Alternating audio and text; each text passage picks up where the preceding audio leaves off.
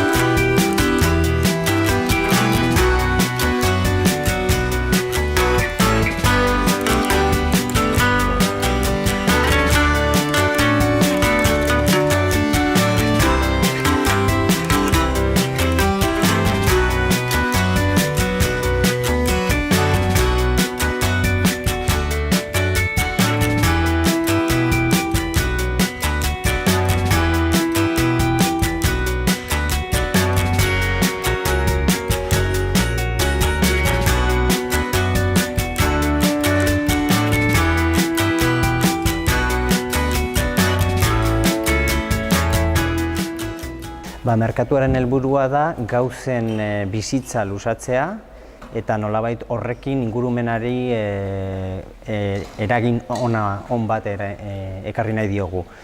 Zure gauzak ekartzen dituzu, etxean dauzkazunak, arropak, liburuak, diskak, zapatak, baldintza honetan baldin badaude, noski beste batek gero erabiltzeko, eta ekarritakoa aldatzen alduzu gauza batengatik. Berdin du liburu bat ekarri eta arropa bat eraman, edo kamiseta bat eta jostailu bat eraman. Gehienez astean 4 gauza eramaten aldituzu. Jende mordoa etortzen da, oso jarduera arrakastatsua da hemen museoan, eta hilean behin egiten dugu, eta normalean badira arratsaldeak eguraldiaren arabera kasi 100 pertsona etortzen aldirenak.